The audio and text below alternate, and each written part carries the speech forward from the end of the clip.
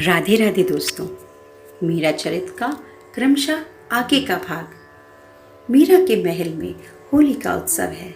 वह भावावेश में गिरिराज परिसर में किशोरी जी की सखियों के संग मिल श्याम सुंदर के साथ होली खेल रही हैं। विशाखा से परामर्श कर वह ठाकुर की घेराबंदी के लिए उनकी हिम्मत को ललकारती आगे बढ़ी तो ललित नागर ने उसे ही पकड़कर अच्छे से रंग दिया।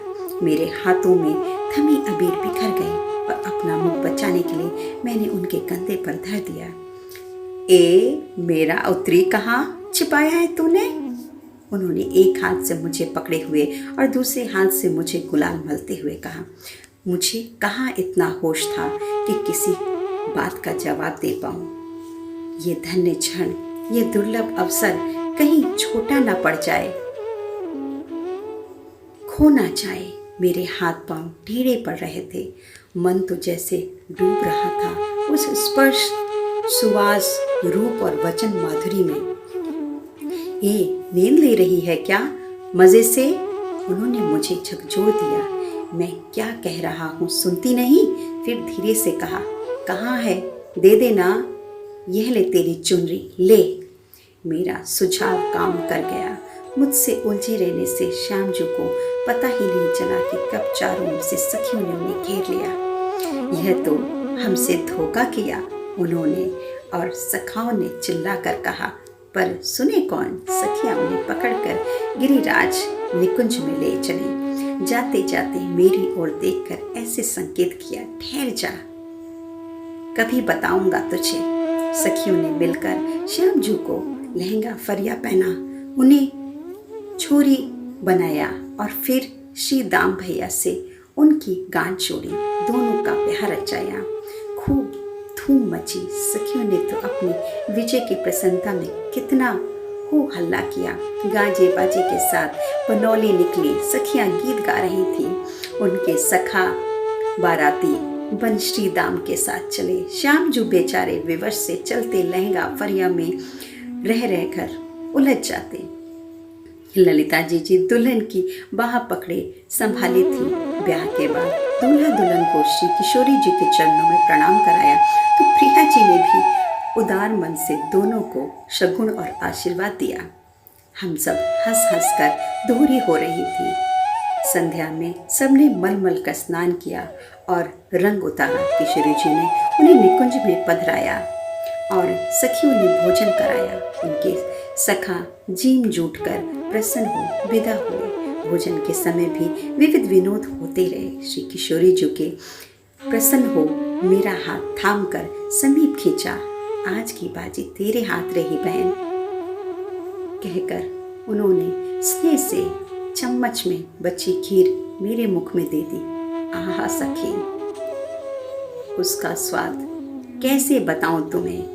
उस स्वाद सुधा के आनंद को संभाल पाना मेरे बस में न रहा और मैं अचेत हो गई। मीरा अभी भी भावावेश में ही है। किशोरी जी ने होली के उत्सव में श्याम सुंदर पर विजय पाई। मीरा की सेवा और समर्पण से प्रसन्न हो जब प्रिया जी ने मीरा को अपना प्रसाद दिया तो वह आनंद की वेग को न संभाल पाने से अचेत हो गई। कितनी देर अचेत रही ज्ञात नहीं। जब संभली तो देखा कि विशाखा जी श्री कृष्ण का उत्तरी, मेरी रंग भरी चुनरी और किशोरी जी के प्रसादी वस्त्र सब मुझे देती हुई बोली, तनिक चेत कर बहन, सांझ हो रही है। नंदीग्राम जाओगी बहन? श्री किशोरी जी ने पूछा। क्या उत्तर दूं? मन भर आया था।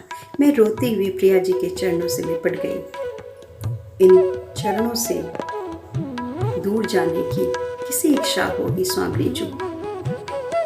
प्रिया जी ने मुझे अपनी बाहों में भरते हुए कहा, तुम मुझसे दूर नहीं हो बहन, पर तुम्हारे वहाँ होने से हमें बड़ी सुविधा है। वहाँ के समाचार मिलते रहते हैं। श्रीजू, क्या कहूँ, मैं किसी योग्य नहीं, बस आपकी चरण रज की सेवा में बनाए रखने की कृपा हो। जैसी तैसी बस मैं आपकी हूँ। मैं फिर उनके चरणों में लुढ़क गई। मैं घर जाए रहे हूँ, तू भी साथ चलेगी क्या? रास्ते में तू अपने घर चली जाना, तेरी माँ चिंता करती होएगी। श्याम सुंदर ने हाथ पकड़कर उठाते हुए कहा। तो मुझे चेत हुआ। किशोरी जू की आज्ञा से सखियों ने मुझे उनके प्रसादी वस्त्र और आभूषणों से अलंकृत किया। हृदय से लगाकर राधा रानी ने मुझे श्याम जू के साथ विदा किया। तेरा श्रृंगार किसने किया रे? श्याम सुंदर ने राह में मुझसे चलते चलते पूछा। मालूम नहीं, मेरी आंखों में तो प्रिया जी के चरण समाये हैं। मैं नहीं दिखता रे मुझ तुझे? समझ में नहीं पड़ता श्याम जू। कभी तुम कभी किशोरी जू, वही तुम वही। कभी आप दोनों एक हो, कभी अलग। तू तो बड़ी सिद्ध हो गई रे, जो इतनी बड़ी बड़ी बातें बोल रही, पर तेरो तिलक कछु ठीक नहीं लागे। मोहे ठीक कर दूं क्या? बस मेरा उसी समय मूर्ति की तरह जड़ हो गई। वह चित्तौड़ में अपने महल में शरीर में वापस तो लौट आई थी, पर मन कहीं छूट गया था। कभी पागल सी हंसती, कभी रोती। मीरा की यह दशा देख श्याम कुंवर बाईसा उदय कुंवर बाईसा से लिपट कर रोने लगी। मेरी बड़ी माँ को यह क्या हो गया? राधे राधे दोस्तों। अगला भाग अगले इतवार।